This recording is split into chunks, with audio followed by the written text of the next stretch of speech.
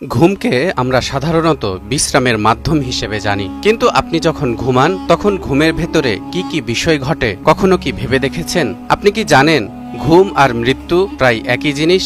কোরআনে বলা হয়েছে, বিসমিল্লাহির রহমানির রহিম, আল্লাহু ইয়াতাওয়াফাল আনফুসা হিনা মাউতিহা ওয়াল্লাতী লাম তামুত ফী মানামিহা فيمسك التي قضى عليها الموت ويرسل الأخرى إلى أجل مسمى إن في ذلك لآيات لقوم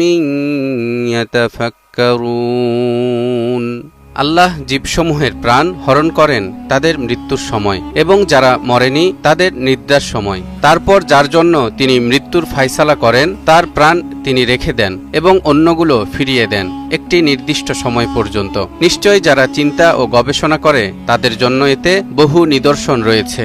এখানে আল্লাহ বলছেন ঘুমের সময় আত্মা দেহ থেকে বের হয়ে যায়, কিন্তু প্রশ্ন হলো ঘুম কি সত্যি মৃত্যুর অনুরূপ? কোরআনের এই বক্তব্য কি বিজ্ঞানও সমর্থন করে? দর্শক, আজকের ভিডিওতে জানবেন ঘুমের বৈজ্ঞানিক রহস্য, কোরআনের বিস্ময়কর ব্যাখ্যা, ঘুম ও মৃত্যুর মধ্যে সম্পর্ক।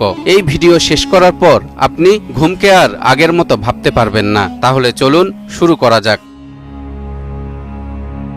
পৃথিবীতে সকল প্রাণী ঘুমায়, এমন কোনো প্রাণীর সন্ধান পাওয়া যায়নি যারা ঘুমায় না। বেঁচে থাকার জন্য খাবারের মতো ঘুমও গুরুত্বপূর্ণ।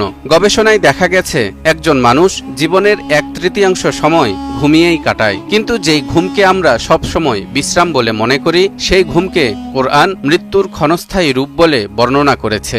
ইরশাদ হচ্ছে, বিসমিল্লাহির রহমানির রহিম, وهو الذي يتوفاكم بالليل ويعلم ما جرحتم بالنهار ثم يبعثكم فيه ليقضى أجل مسمى ثم إليه مرجعكم ثم ينبئكم بما كنتم تعملون।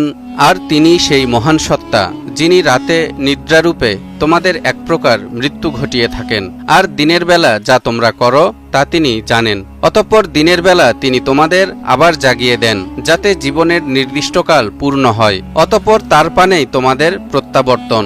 অতঃপর তিনি তোমাদের নিকট বর্ণনা করে দেবেন যা তোমরা করেছিলে। দর্শক, লক্ষ্য করেছেন এখানে আল্লাহ ঘুমকে মৃত্যুর সাথে তুলনা করেছেন, কিন্তু কেন?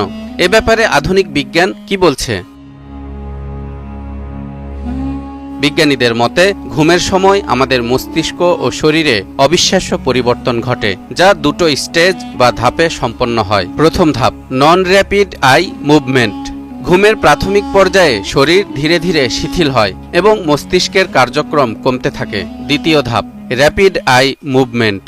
এ পর্যায়ে মস্তিষ্কের স্মৃতিশক্তি শক্তিশালী হয়, অন্যদিকে শরীর সম্পূর্ণরূপে প্যারালাইজড বা অচল হয়ে যায়। আর ঠিক এই সময়েই আমরা স্বপ্ন দেখি, অর্থাৎ ঘুমের সময় মস্তিষ্ক নিস্তেজ হয়ে যায়, শরীর অচেতন হয়ে পড়ে, যা অনেকটা মৃত্যুর মতোই। দর্শক, এবার আমরা জানব ঘুম ও আত্মা এ দুইয়ের মধ্যকার গভীর রহস্য। কোরআনে বলা হয়েছে ঘুমের সময় আত্মা দেহ থেকে বের হয়ে যায় এবং আবার ফিরে আসে। আধুনিক গবেষণায় দেখা গেছে ঘুমের সময় মানুষের চেতনা শরীর থেকে আলাদা হয়ে যেতে পারে। এমনকি অনেক রোগী কোমায় গিয়ে স্বপ্ন দেখার মতো অভিজ্ঞতাও বর্ণনা করেন। সম্প্রতি যুক্তরাষ্ট্রের ন্যাশনাল লাইব্রেরি অব মেডিসিনের পোর্টালে প্রকাশিত এক গবেষণা প্রবন্ধ থেকে জানা গেছে নিয়ার ডেথ এক্সপেরিয়েন্স বা এনডিই চেতনার এমন এক অস্বাভাবিক অবস্থা যা মানুষকে মৃত্যুর দ্বারপ্রান্তে নিয়ে যাওয়ার অনুভূতি এনে দেয়। ঘুমের দ্বিতীয় ধাপ, র্যাপিড আই মুভমেন্টের পর্যায়ে কিছু লোক ঘুমের মধ্যে প্রায় ভাবেন তারা নিজের শরীর থেকে বিচ্ছিন্ন হয়ে গেছেন। এর কারণ হিসেবে গবেষকরা যেসব বিষয় উল্লেখ করেছেন, যারা খুব কম সময় ঘুমানোর সুযোগ পান, যারা দীর্ঘ সময় ধরে ঘুমান, বা যাদের ঘুমের মধ্যে বেশি ব্যাঘাত ঘটে। অন্যদিকে বিজ্ঞানীরা লুসিড ড্রিমিং নামে এমন এক ধরনের ঘুমের পদ্ধতি আবিষ্কার করেছেন যেখানে ঘুমন্ত অবস্থায় স্বপ্ন দেখার অনুভূতি এবং স্বপ্নের বিষয়বস্তুর উপর কিছুটা নিয়ন্ত্রণ করা যাবে। পাশাপাশি লুসিড ড্রিমার্সদের দাবি তারা ঘুমের মধ্যে শরীরের বাইরের অভিজ্ঞতাও লাভ করেন। গবেষণা অনুসারে প্রায় 50% মানুষ তাদের জীবনে অন্তত একবার হলেও লুসিড স্বপ্ন দেখেছেন।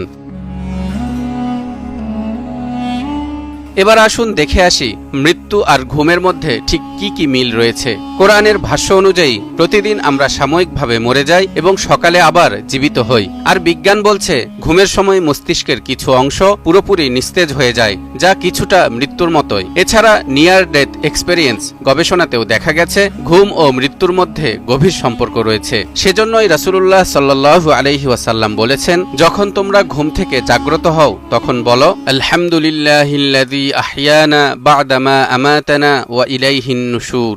সকল প্রশংসা আল্লাহরই, যিনি আমাদের মৃত্যু দিয়ে আবার জীবন দান করেছেন, আর অবশেষে আমাদেরকে তারই কাছে ফিরে যেতে হবে। রাসূলুল্লাহ সাল্লাল্লাহু আলাইহি ওয়াসাল্লামও এখানে ঘুমকে সরাসরি মৃত্যু বলেছেন। কোরআনের আয়াত আর হাদিসের এমন বর্ণনা থেকে আমরা জানতে পারলাম প্রতিদিন আমাদের আত্মা আল্লাহর কাছে যায় এবং আবার ফেরত আসে।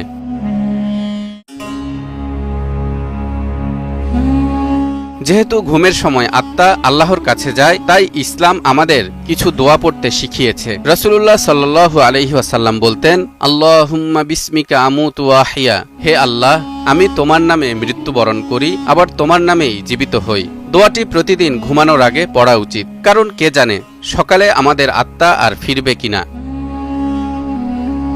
তালহা ইবনে রেজা, নিউজ 24।